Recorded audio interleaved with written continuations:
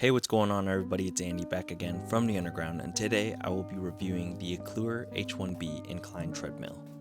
In the past few years, there's been a trend of these smaller compact walking treadmills, and it makes a lot of sense because a lot of people don't have dedicated space to have a gigantic commercial style treadmill.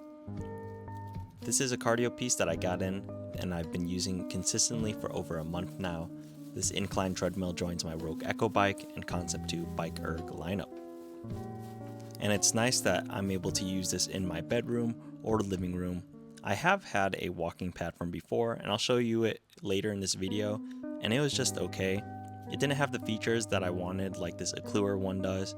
It was just a basic walking pad with no handle, no incline feature, and it was a tad bit louder than this one.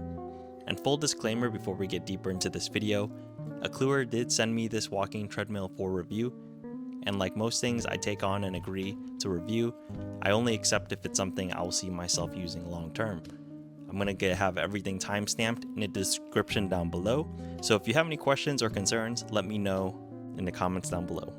Getting into the delivery, unboxing, and assembly first, the entire treadmill came in one whole box. It was packaged very well and didn't have a ton of foam, which I'm happy about. The treadmill basically comes fully assembled besides having to put the phone/tablet holder on it and then plugging in the power cord.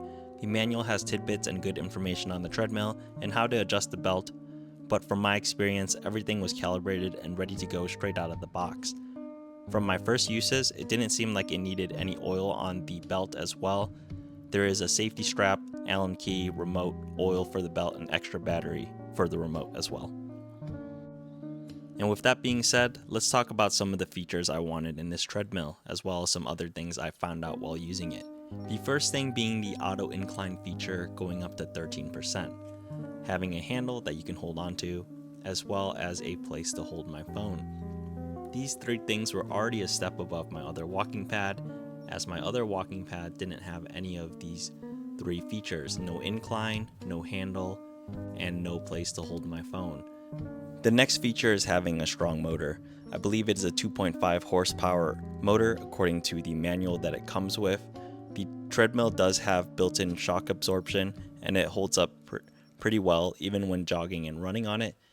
I haven't maxed out the treadmill in terms of speed, but from my experience of using it for jogging and running, it actually holds up pretty well. Let's talk more about the auto incline feature. There aren't many incline walking or running pads that have an incline feature that goes all the way up to 13%.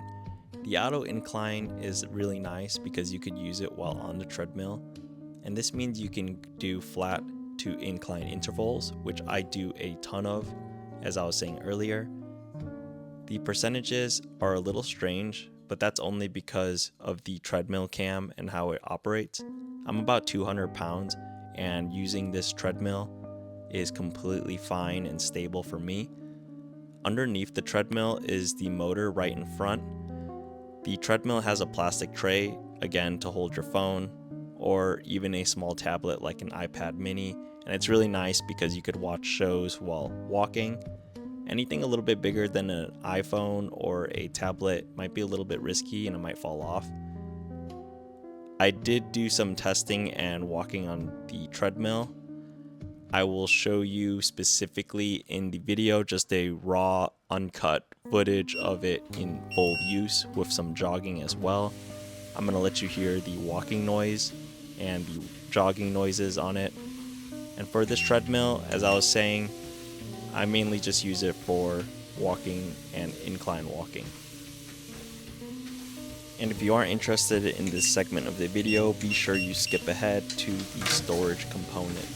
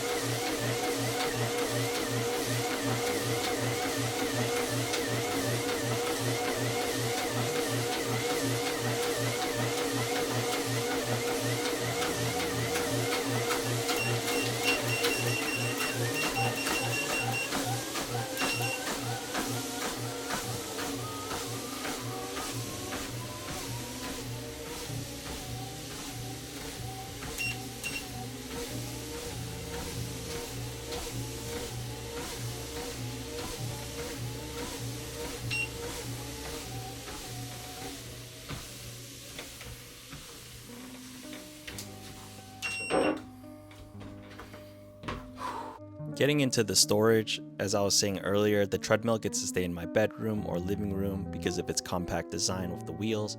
It can fold up easily and roll around. The handles on the handlebar make it really easy to set up and disassemble. The wheels work fine and they roll around the floors.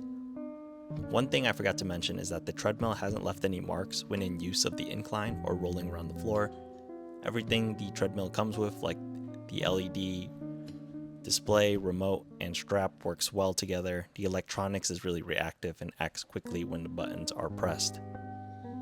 And here's the other walking pad that I have that I wanted to show you and showcase real quick. It has no handles, no incline feature. It's pretty simple, and it's about the same thickness as the Akluer. However, with the Akluer's wheels being in front, it's easier to move around. This one is a little bit more cumbersome. It is just a walking pad, so there's not really any stability if you're walking on it. It gets the job done if you just want a walking pad specifically and to not do any running or incline work. And here is the Nordictrack Commercial treadmill that I have. It's really loud right now because the belt is not oiled and I haven't used it as often as I probably should be. But I just wanted to give you guys a little perspective on the different types of walking pads and treadmills that are out there and that people will usually get for their home gym. And as you can see for the Nordictrack Commercial one, it is huge. And that's going to do it for this video. If you made it this far, thank you so much for watching. As always, be sure you like and subscribe. If you have any questions, leave them in the comments down below. And if you are interested in this treadmill, I will have a link in my description down below. Make sure you holla back at your boy. I will see you in the next one. Peace.